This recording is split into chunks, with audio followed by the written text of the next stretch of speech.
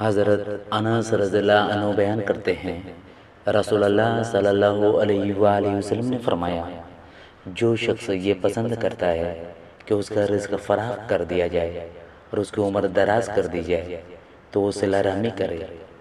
حضرت سلمان بن عامر رضی اللہ عنہ بیان کرتے ہیں، رسول اللہ صلی اللہ علیہ وآلہ وسلم نے فرمایا، مسکین پر صدقہ کرنا صرف ایک صدقہ ہے، جبکہ رشتہ دار پر دوہرا ہے، صدقہ اور صلہ رحمی۔ حضرت ابو ہریرہ رضی اللہ عنہ سے روایت ہے کہ ایک آدمی نے عرض کیا، اللہ کے رسول، میرے کچھ رشتہ دار ہیں، میں ان سے صلہ رحمی کرتا ہوں اور وہ مجھ سے قطع رحمی کرتے ہیں، میں ان سے حسن سلوک کرتا ہوں اور وہ مجھ سے بدسلوکی کرتے ہیں، میں ان سے درگزر کرتا ہوں اور وہ مجھ پر زیادتی کرتے ہیں۔ آپ صلی اللہ علیہ وآلہ وسلم نے فرمایا، اگر تمہارا بیان درست ہے تو پھر تم ان کے منہ میں گرم راکھ ڈال رہے ہو۔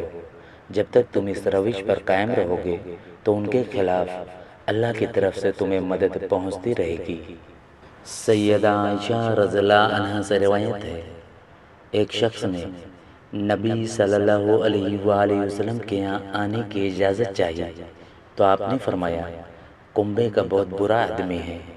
پھر جب وہ آپ کے پاس آ گیا تو آپ نے اس کے ساتھ بڑی فراخ دلی کے ساتھ باتیں کی۔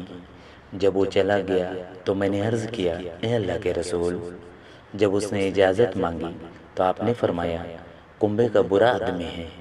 جب وہ آ گیا تو آپ نے اس کے ساتھ بڑی فراخ دلی کے ساتھ باتیں کی ہیں۔ تو رسول اللہ صلی اللہ علیہ وآلہ وسلم نے فرمایا، اے عائشہ، بلا شبہ اللہ تعالیٰ کسی بدگو تکلف سے بدگوئی کرنے والے سے محبت نہیں کرتا۔ امام ابو داؤد رحمہ اللہ سے نبی صلی اللہ علیہ وآلہ وسلم کے فرمان بیسا اخو العشیرہ کے معنی کے بابت سوال کیا گیا تو انہوں نے بیان کیا کہ یہ نبی صلی اللہ علیہ وآلہ وسلم کا خاصہ ہے۔